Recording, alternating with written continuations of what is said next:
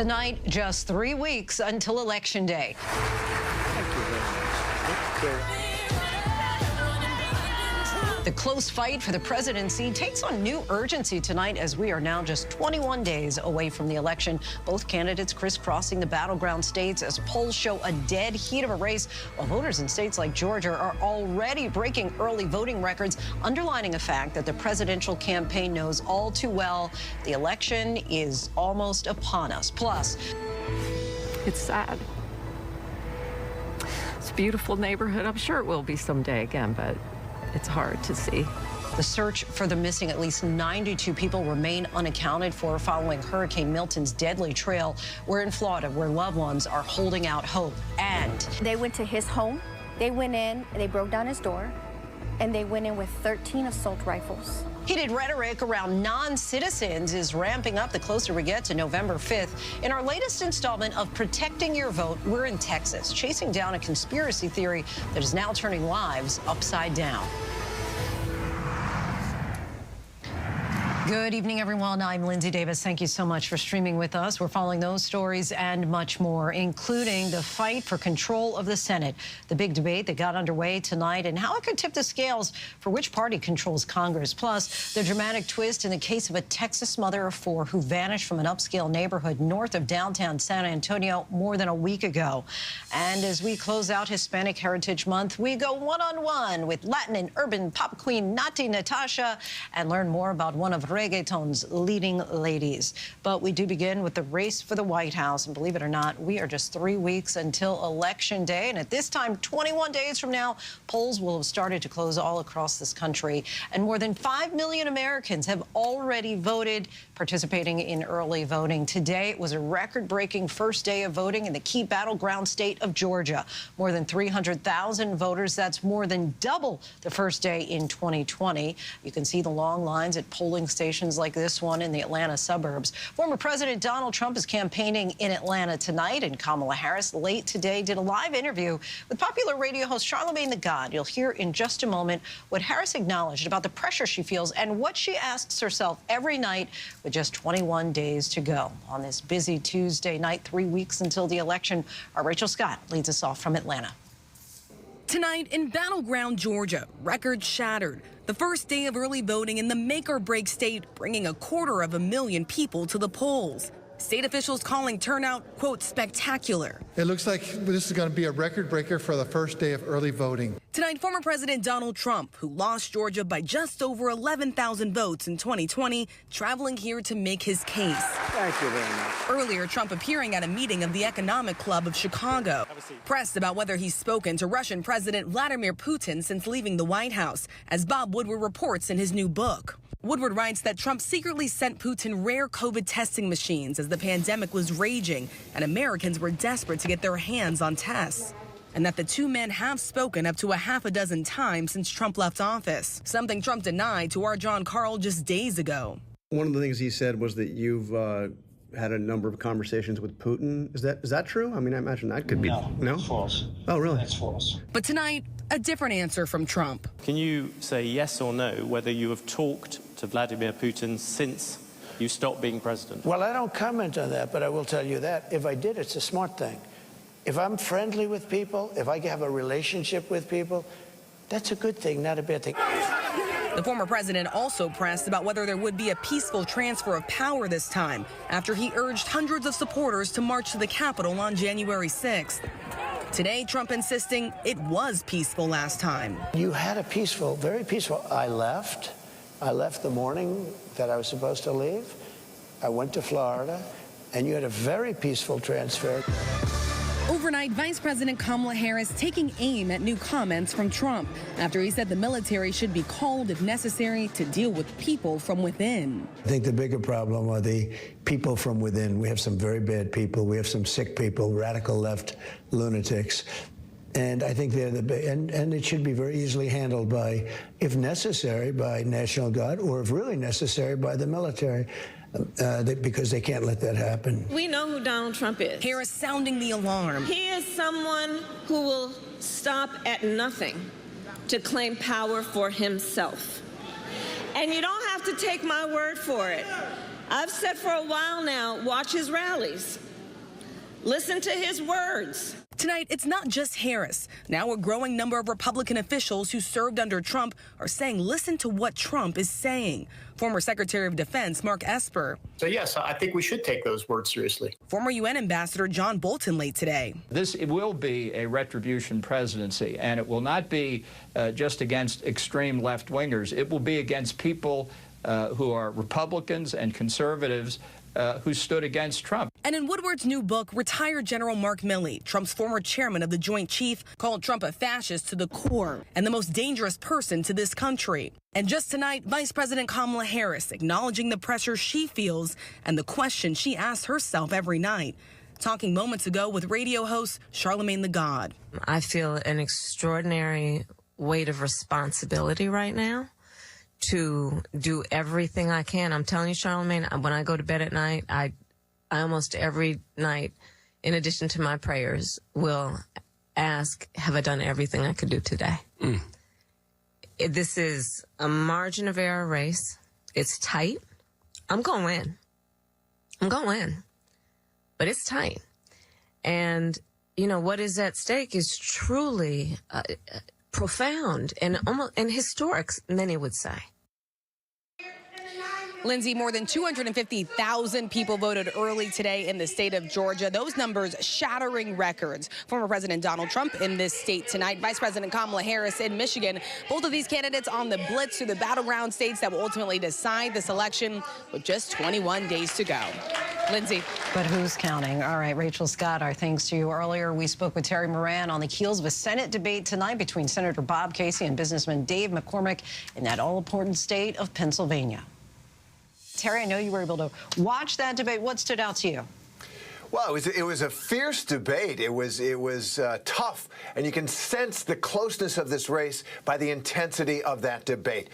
Both candidates, both Dave McCormick and Senator Bob Casey, just slugging away at each other. A lot of what you might call negative attacks, because this is that close. They're trying to essentially take each other down, and in some ways, this is a race about who do you like less, incumbent politicians or hedge fund managers, right? Casey's been in the Senate a long time, since 2007, and McCormick made the most of that.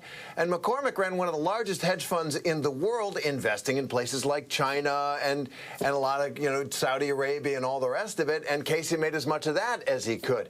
At the end of the day, I think you heard in Bob Casey a sense that he believes he's closer to the heart of Pennsylvania, and tried to staple Dave McCormick to Donald Trump, who is also popular, but he lost the state the last time around. So I just thought it was a fierce debate, one substantive on issues that Pennsylvanians care about, but also one that got personal because it is so close. They've got to take each other down. Yeah, it certainly was personal. Even at one point, Casey was saying, you know, you even claim that you grew up as a farmer, and then that's not even true. But Terry, Pennsylvania, obviously, we've talked about just how critical it is, and you've often talked about just how many Americans in the middle consistently want to see politicians work together. Let's play this one interaction and get your take on the other side. Real quick, 20 seconds.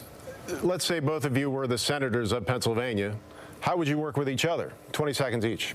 Well, we'd have to find common ground. Right now, I don't see much with Senator Casey. I think he is increasingly, listen, Bob Casey went to the Senate to change Washington. Washington changed Bob Casey. He is completely out of step with the values and views of Pennsylvanians. He's voted for a series of things that have made our Commonwealth much worse. So I think he needs to be replaced. And that's why I'm running, because I think career politicians like Bob Casey are really hurting our great country. I think there's plenty of things we could work together on. It should start with things that are bipartisan right now. The bipartisan border deal, supported by the Border Patrol Union. I don't know why he wouldn't support that. It doesn't make any sense. When he knows that we could advance the ball based upon the expertise of the Border Patrol. But while I was doing that bipartisan work in Pennsylvania, he was investing in our adversaries, investing in China and investing in Russia. Move on to the next topic. Well, Terry, a lot to unpack there. What do you think that Americans in the middle thought about what they heard tonight? Well, on that question in particular, and you're right, I think Americans want pragmatic solutions to real problems. Bob Casey's problem is that he is an incumbent at a time when Americans are very dissatisfied with the status quo, especially on the Democratic side. Biden's ratings are very, very low, and McCormick tried to attach Casey to Biden. On the other hand, you know, the first thing out of Dave McCormick's mouth is, well, there's nothing we could work on because, you know, I don't agree with him on anything. And that's the kind of in-your-face politics that is identified with the Trump movement that I think also alienates people. So, yeah, later in the debate, they did agree that they could agree on some things around gun safety, but not much. And that's basically where we are. And it's only going to get worse because the parties are so divided ideologically in a way they weren't. Years ago, parties had liberals and conservatives, believe it or not, they had liberals and conservatives in them, in both parties, and therefore there was more room to find compromise. Not anymore, and I think that's what we saw, especially with that question. And let's take a step back and talk about Pennsylvania as a whole. You, of course, were there last night for the Trump rally and have reported on the ground in the state extensively. Both candidates have bet big on Pennsylvania. Do you think that their messages are getting through to voters, in particular those who are still undecided? Yeah, there are undecided voters still. I'm sure there are. It is a vanishing species, however, and one that you know, a lot of political pros will tell you, if people are undecided, announce that they are undecided at this stage of the race, it means they probably aren't that connected to politics and aren't going to vote. They just. That said, you know, this is Pennsylvania and so many of these states, just like the country, so closely divided. You know, the reason that this is closely divided is because Pennsylvanians are as split as the rest of the country, perhaps even more so. And it's the big kahuna of the battleground states, 19 electoral votes. That whoever wins Pennsylvania is almost certainly likely to win the election. And I think what people want to hear is, Pennsylvanians want to hear is, you know, do something that is going to fix the inflation that I've been dealing with, the immigration, which is a big issue as well, and won't, you know, destroy democracy and take away women's rights. And so those are issues that advantage either side, polls show, and they're divided right down the middle. So I think it's going to come down to the wire, come down to that get out the vote, and come down to, you know, the exhausting last few weeks of the campaign. The candidates are going to want to be everywhere in Pennsylvania, and Pennsylvanians are going to want to judge them and then go to the polls. We'll see what happens. To the victor go the spoils, really is the state of play in Pennsylvania there. Terry Moran, our thanks to you as always. Multiple states are still reeling from devastation from Hurricanes Milton and Helene. In North Carolina, at least 92 people are still unaccounted for as the state deals with a massive misinformation campaign aimed at FEMA workers. And in Florida, there's a massive cleanup after back-to-back hurricanes hit that state. Now we're watching two new tropical threats. Our chief meteorologist, Ginger Z, is tracking it for us. But we begin with Victor Oquendo in St. Pete Beach. Nearly 3 weeks after Hurricane Helene ravaged western North Carolina, tonight the governor announcing 92 people are still unaccounted for. And officials are slamming the dangerous misinformation about the federal response. If you're participating in spreading this stuff, stop it. FEMA back on the ground tonight, going door to door after temporarily pausing some operations due to threats. Authorities arresting an armed man over the weekend for allegedly threatening FEMA workers. We are not going anywhere. Misinformation will not deter us from our mission of helping people, period. And in Florida, the massive cleanup after back-to-back hurricanes. Here in St. Pete Beach, debris from Hurricanes Helene and Milton piling up, lining both sides of the street. A rush of water like flowing out. Andrea DeKnight sharing this video, Draining our house, showing water pouring out of her home during Helene. If you looked out the front window, it was just like a lake up to your house. A long recovery ahead. It's sad. It's a beautiful neighborhood. I'm sure it will be someday again, but it's hard to see. Really just heartbreaking to see. Victor Oquendo joins us now. Victor, I know you're in St. Pete Beach. Give us a sense of what it's like there now. Linsey, there is debris all over St. Pete Beach. We've checked with neighbors. They tell me they don't even know who this boat belongs to. Debris collection, it will likely take weeks, if not months. Linsey? All right, Victor Oquendo for us. Thanks so much, Victor. Next tonight, there are two new tropical threats. Could either of them make it to the U.S. mainland? ABC's chief meteorologist Ginger Z is tracking it all for us, including the coldest air of the season for some here on the East Coast. Hey, Ginger. Hey, and the combination of those makes a story that you'll want to hear here, Linsey. So let's start with the two areas of right now disorganized thunderstorms. But the one to the east, kind of in that south-central Atlantic, it's going to move west-northwestward, and it's going to move through some pretty conducive environment. So by late week, early this weekend, we could have our next named storm. It would be Nadine. But 4 to 6 degrees warmer than average, that's plenty of warmth to keep that thing fueled. But it will be fighting some other things, and that includes some wind shear. Remember from when we talked about Milton, wind shear is what kind of rips a storm apart from the top. That is what's going to keep most of everyone from Florida on up safe from this, at least for now. You see that cold front, too, that makes it really far south. We've got two things working to kind of rip that apart once it gets to the Caribbean. But again, I want everyone there to pay extra close attention to that development. Now, speaking of cold and that front, by Thursday morning, even Tampa's going to drop into the 50s, but we're talking most people by tomorrow morning have a frost or freeze advisory. So many of us east of the Rockies through the Ozarks into the Great Lakes and into southern Appalachia. So 5 to 15 degrees below average, but also we could even see a few record lows drop for places like Lexington, Kentucky by tomorrow morning. Linsey? Oh, it's all in the forecast there, a little bit for everybody. Ginger Z, our thanks to you. The suspect in a shooting at California's Santa Monica College is dead after a widespread manhunt. Police say the suspect took his own life after being tracked down and boxed in by police in Southern California. They found his body inside a vehicle. Investigators say the suspect shot a coworker on the campus late Monday night before going on the run. The victim was taken to the hospital in critical condition. Survivors and the families of victims in last year's Lewiston mass shooting are filing an intent to sue the military. Hundreds of family members and victims allege that the U.S. military was negligent in failing to respond to multiple warning signs for Robert Card, who killed 18 people during the 2023 massacre. The group sent notices to the Department of Defense, the Army, and an Army hospital where the Army reservist was taken for psychiatric evaluation just months before the deadly rampage. Card's medical documents indicated precipitous decline, according to attorneys for the group. And we're also following a chilling scene unfolding at this hour in the search for a missing mother of 4 in a San Antonio suburb. Authorities are right now at a landfill searching.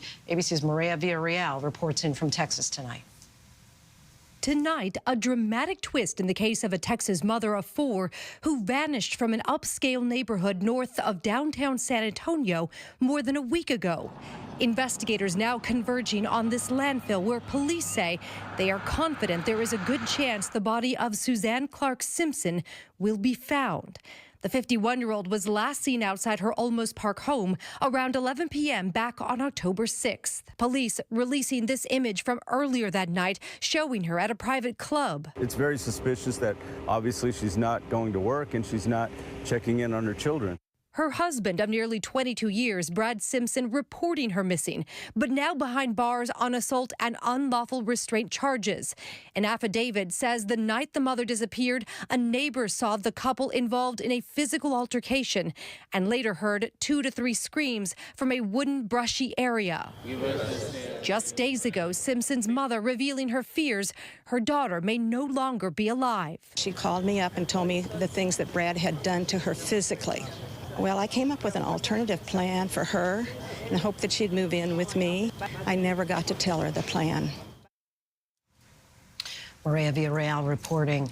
Now to the war in the Middle East. Just as U.S. troops arrive in Israel with new U.S.-made anti-missile defense systems, the Biden administration is warning Israel it must do more to address the humanitarian crisis in Gaza. James Longman reports from Beirut tonight. As the first U.S. troops arrive in Israel equipped with those powerful anti-missile defense systems, tonight the Biden administration with a major threat, saying if more isn't done in the next 30 days to improve the situation in Gaza, future military aid and transfer of weapons could stop. What we have seen over the past few months is that the level of humanitarian assistance has not been sustained. In fact, it has fallen by over 50% from where it was at its peak. In a letter, the U.S. demands Israel reverse the downward humanitarian trajectory, and they offer more protections for civilians, particularly in northern Gaza, saying if they don't, Israel would be violating U.S. law. And in the mountains outside Beirut today, signs Israel's war in Lebanon is expanding. Israeli evacuation notices have been issued to 25% of the entire country. If I stop talking briefly, and you can hear that humming sound, that is the sound of an Israeli drone. That sense of menace is everywhere. It's all over the country. At a funeral for 16 members of one family killed, I meet a Hezbollah official. Hezbollah is more than a single fighter, he says. It's an idea, and an idea is not easy to kill. We'll not be slaves to America. You say that you will not be slaves. Israel says that you are a slave to Iran. Iran stood by our side, he says. We're forced to gather allies. If China or Russia are willing to assist us, we are ready. This region is bracing itself for Israel's expected attack on Iran. The Biden administration says it's urging restraint. Linsey? All right, James Longman, thank you.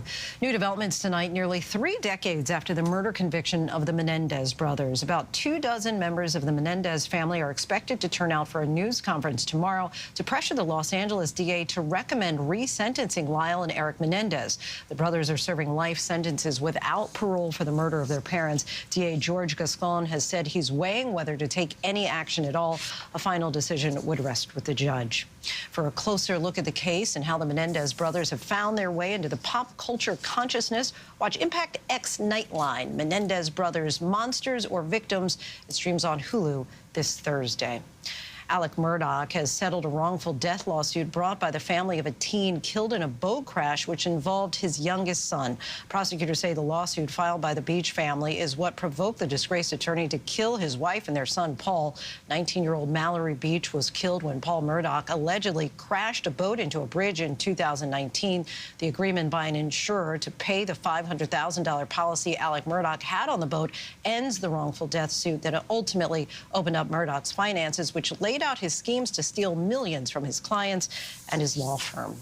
There's a massive food recall for 10 million pounds of meat contaminated with listeria. The USDA recall involves hundreds of prepared items sold under about 36 brand names at major stores such as Walmart, Publix, Target, and Trader Joe's. This also includes products containing chicken or turkey. Last week, the company Bruce found listeria at their Oklahoma plant in nearly 5,000 tons of products. The contamination of products has affected brands ranging from Fresh Express to Boston Market to Jenny Craig. A massive gas explosion just outside of Washington, D.C. in the town of Haymarket, Virginia, completely leveled a house there this afternoon. Firefighters were called to a leak in the area after officials said a contractor accidentally struck an underground natural gas line. Crews did successfully evacuate the home, but officials tonight still do not know what sparked the explosion. Fortunately, there were no injuries to neighbors or any member of the fire crews on scene. And we still have much more to get to here on Prime tonight. The scary moment when 3 dogs were rescued after being trapped in a lava tube in Hawaii. But next, with less than a month to go until the November elections, rhetoric is ramping up, and with it, a number of conspiracy theories like unsubstantiated claims of widespread non-citizen voting. We are on the ground in Texas.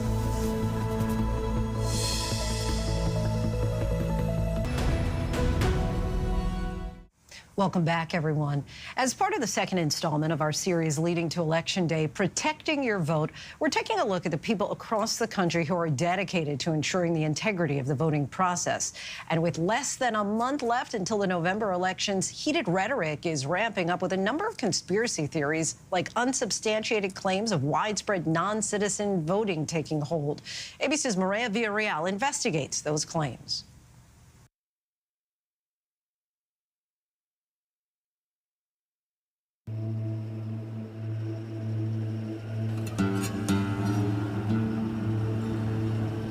Cecilia Castellanos' roots run deep in South Texas. She grew up in a small conservative town just outside San Antonio. Hi, I'm Cecilia Castellano. And now she wants to represent this area in the State House. You know, I'm not a politician. I'm a business owner, and I'm an advocate for children with disabilities and for small minority women-owned businesses. She knew running as a Democrat in a state that's deeply red would be challenging. Well, you have our vote if you vote Trump. Thank you, sir. I appreciate it, okay? Have a blessed one. Bye-bye. I'm not gonna vote Trump. But she never thought she would be caught up in the middle of a political storm, accused of violating election law. August 20th. What happened that day? I remember being woken up about maybe 6 in the morning with my doorbell going off and banging on my door. Hi, police department. They said, ma'am, we have a search warrant. I said, a search warrant for what? They're like, well, can we come in? I didn't know if it was, like, if this was fake, if my opponent or somebody, one of them was sending these people, like, is this really real? So I said, I need to get my husband, can you wait? My husband comes like, what is this about? What's going on? And he's like, sir, we're here to get your wife's phone. Officers were looking for evidence of vote harvesting, a newly minted Texas law that says it's illegal to interact with people while their ballot is nearby. But Cecilia says she's done nothing wrong and she's never been charged, so she's not even clear what she's accused of. What is clear, Cecilia says, is that this is voter intimidation. It still lingers with me. I mean, I can't even sleep comfortably. And I try to be strong, but I know that even sometimes the strong can be weak. What happened at Cecilia's home was part of a coordinated series of raids. She says officers also showed up at the homes of several people she knew, including her campaign consultant. They went to his home. They went in, they broke down his door, and they went in with 13 assault rifles. 2 of them sat there, and then 2 went to my bedroom. 87-year-old Lydia Martinez says officers spent 3 hours searching her home while she stood nearby in her nightgown. They told me to go outside, and I said, let me get dressed. And they said, no, you go outside. It's very embarrassing, humiliating, horrible. They put me through hell. More than a dozen raids executed on Latinos, and not a single person has been charged with a crime. I remember that day we cried about it, and we're like, what in the world is this? Like, why are they coming to the areas where it's predominantly Latinos, the rural areas? Why are they targeting this area, House District 80? Because they're trying to intimidate the Latinos. I had gotten calls early on, people telling me, Cecilia, you need to keep fighting, but I don't think I'm going to vote. Texas Governor Greg Abbott says this is a crackdown on illegal voting, but critics say he's using new election laws as a tool to make voting more difficult and to purge legitimate voters from the rolls. More than 1 million people have been taken off the registration lists in Texas since 2021. Most are people who moved or died, but over 6,000 were removed by Abbott because he alleged they were non-citizens.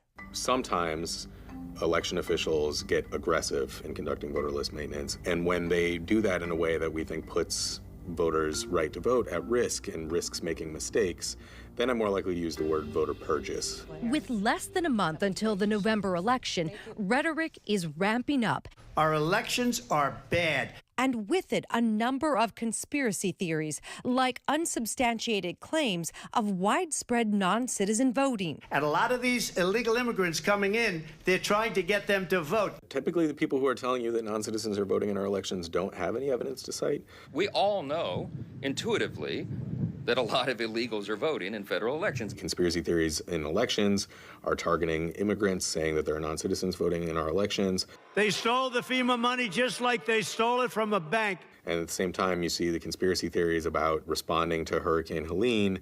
So they could give it to their illegal immigrants that they want to have vote for them this season. You know, neither one of those things is even remotely true. The common theme is pandering to anti-immigrant sentiment and trying to appeal to people's xenophobia and racism. Donald Trump's on the ballot.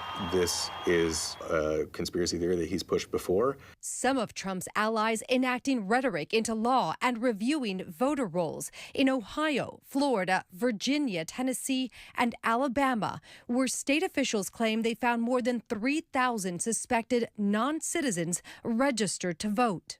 This is as close to bliss as you're going to get in Jefferson County. Roald Hasselhoff is one of those suspected non-citizens targeted by the Alabama Secretary of State. It's misguided, but it's also dangerous, and it's intimidating. Roald moved to the United States in the 1970s and eventually made his home in Alabama, where he fell in love with the state. This is the part of Alabama that keeps me here. He dedicated his career to creating green spaces where people can come together. His biggest accomplishment, cleaning up this 600-acre nature preserve. Raul became a father and grandfather here, and then 2 years ago, he chose to become a naturalized citizen. I have 3 children. All 3 are American. I was trying to impart on them the importance of citizen participation, and voting is the most fundamental part of that. But this year, Alabama's Secretary of State, Wes Allen, announced an effort to clean up voter rolls. It is my constitutional duty to make sure only American citizens are voting in Alabama elections. And Raul received a letter saying he was ineligible to vote because he had previously been issued a non-citizen identification number. Dear sir, you have been placed on a path for removal from the statewide voter list. I was just bewildered. I just missed out on a special election here just for a local city manager. I was looking forward to that. Outraged by the violation of his rights, he sued state officials, including Secretary Allen, accusing them of targeting naturalized citizens. I feared that the people that would be targeted would be the Haitian, Hispanic community. I didn't think I would be in that mix. I think we need to speak up when we see wrongs. The Alabama Secretary of State's office has moved to dismiss the case and told ABC News they do not comment on pending litigation.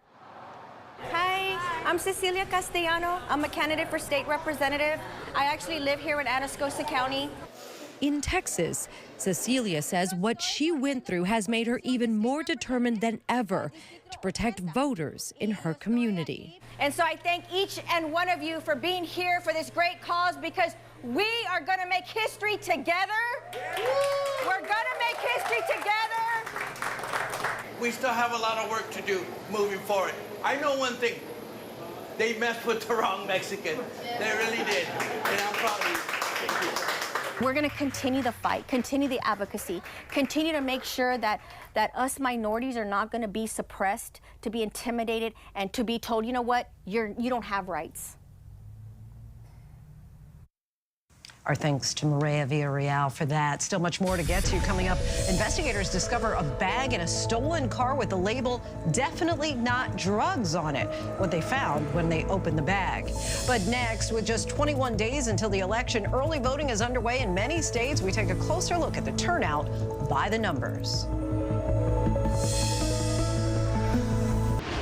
Reporting from Portland International Airport, I'm Jacqueline Lee. Wherever the story is, we'll take you there. You're streaming ABC News Live. Welcome back, everyone. Americans, quote, go to the polls in exactly 3 weeks. But that expression is becoming increasingly dated as early voting gains in popularity with each passing decade as more states make the process easier. And early voting is tonight's by the numbers. 44 states and D.C. have already started voting as of today. But voting early in person is currently only available in 17 states. Putting an actual ballot in the mail remains the more popular method. In total, more than 54 million Americans have requested early ballots so far. That's according to the University of Florida Election Lab. And as of today, 4.5 million of those ballots have been returned. By comparison, fewer than 1 million people have voted in person. Early voting turnout, however, appears to be down this year and is only about 56% of the levels reached in 2020 during the pandemic, according to an analysis of 5 key states by 538 using data collected by the vote data analytics firm L2. An analysis of national data by 538 found that 54% of early voters were Democrats and 34% were Republicans, the rest independents. And Georgia today, where Donald Trump was campaigning, held its first day of early voting. The state said this afternoon it expected a record more than 200,000 people to cast their early vote in person by day's end. And we still have much more ahead here on Prime tonight. It can't get any more real for the ex-husband of former Real Housewife of New Jersey, who was sentenced today for hiring a mob hitman to assault a boyfriend of his ex-wife. And the Latin and urban pop queen Nati Natasha sits down with our very own Victor Kendo in tonight's Prime playlist. Jury selection is underway for an officer connected to a deadly botched raid. A major store chain is closing more than 1,000 locations, and see the daring rescue after 3 dogs were trapped in a 30-foot deep lava tube. These stories and much more in tonight's rundown.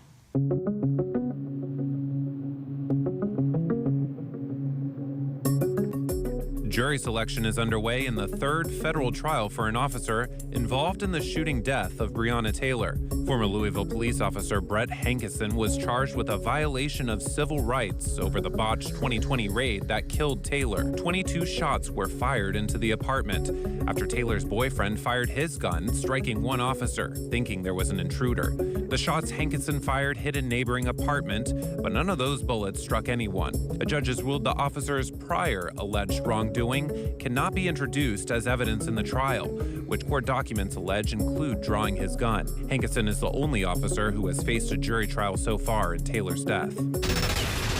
Thomas Manzo, the ex-husband of former Real Housewives of New Jersey star Dina Manzo, was sentenced to 7 years in prison over hiring a mobster to assault his ex-wife's then-boyfriend. Prosecutors say in 2015, Manzo hired a man to assault Dina's partner and paid for the assault with a free wedding reception. The former reality star has since married the man who was attacked. At first, this looks like a pretty ordinary photo of evidence from a drug bust. There's cash, scales, a gun, and packets of white and blue contents. Except the words on this bag would like to have you think maybe they aren't drugs. The reverse psychology didn't seem to work for Portland, Oregon police, though, pulling over this car listed as stolen and finding fentanyl pills, meth, and fake pain pills. Charges are now pending for the driver. Walgreens is closing about 1,200 locations in the U.S. as it struggles to compete with online competitors in declining prescription drug payments. The company says it will close about 500 stores over the next year and another 700 locations by 2027, trying to cut $1 billion in costs. Walgreens would not specify which locations are closing yet, but it represents about 15% of its U.S. stores. Other drugstore chains are also struggling to compete against Amazon, Walmart, and Costco. A new study finds many cancer cases went undiagnosed during the COVID pandemic. A new analysis published in JAMA estimates roughly 130,000 cancer cases went undiagnosed in 2020 from absent routine health visits and screenings. Experts are unsure what happened to those expected missing cancer cases, whether they were diagnosed in later years or died. Here we go. In Hawaii, a man rescued 3 dogs trapped in a lava tube. Kavika Singson responded to a dog owner's call for help, driving 2 hours to the scene and lowering himself down the hole. Okay, I'm down. He found the dogs about 30 feet down in the dark and mud. He put them in harnesses, then had them lifted to safety. During all this, a small earthquake hit during the rescue, but he says he didn't even feel it.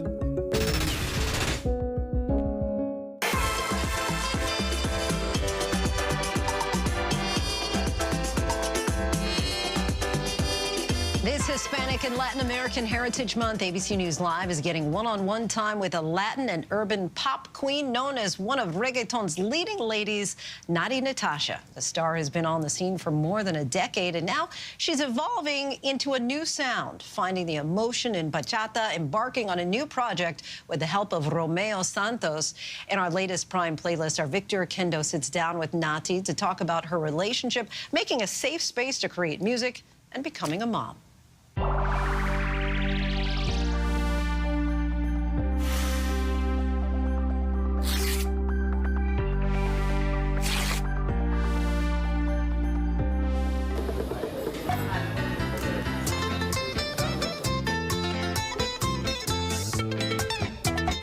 I love being able to express myself just exactly how I want to express myself. Natti Natasha is in her evolution era. The Dominican powerhouse, who has been an influential part of the Latin music scene for more than a decade, is stepping into a new sound. Most know Natti from her hit single Criminal, released in 2017. It has nearly 1 billion streams on Spotify. And millions that sang along to her hit with Becky G, Ram Pam Pam.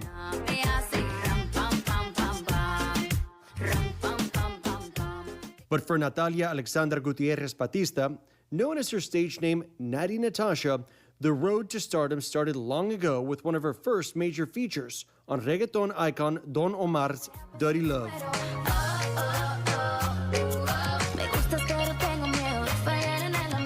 Tell me about Dirty Love with Don Omar. Yes. How did that happen? That was the first song that I remember that blew up. Blew up. Nobody knew who I was. Nobody had ever seen my face. For years, they just knew that my name was Natty Natasha and that was my voice. That song taught me that when I do music, I have to do it for forever, you know, not just for the moment. And Natty's style certainly reflects that, starting out as a background vocalist in reggaeton, and not just being one of the leading artists in the genre, but even finding ways to give new life to her songs, like Ya No Te Extraño, by performing it as a mambo at this year's Premio Lo Nuestro. Let's talk about your performance at Premios Lo Nuestro. Yes. There was some merengue on stage. There was that colmado background. Tell me all about it. I have to say that Dominican Republic is actually very proud right now. The colmado is this little store, so it's a very cultural thing from Dominican Republic. This was me being a kid again, if it kind of makes sense, you know, because I was like, I feel like I'm in my hood right now. So it was definitely different and special. We met Natty Natasha in Miami as she filmed for her new album, an upcoming project exploring yet another genre, bachata, with the help of bachata legend Romeo Santos in her new offering, Tu Loca.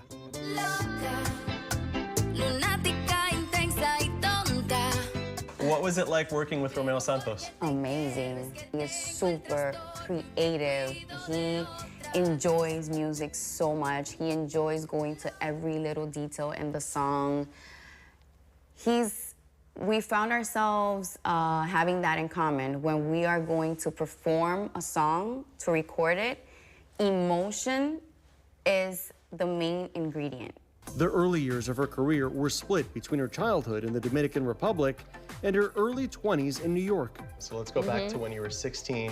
Reggaeton is blowing up in Santiago, but you're still in school. So how did you balance school and music? Any little moment that I found that I could just write something or anything that inspired me really quick, then I wrote it. Or I went to my friend's little studio that was around my house and I recorded a little bit and we just did ideas. And what was it like for you making the decision to pursue music full-time? How did your parents take that news? Well, they didn't really know that was happening at the moment. I just know, you know, a couple of years after, I'm in college and I'm studying industrial engineering, and there was a point where I was like, okay, I'm gonna take a little break. So I was like, I'm going to New York right quick. So what I did was I went back and forth at the beginning, and every time I used to go to New York, I used to just go to the studio.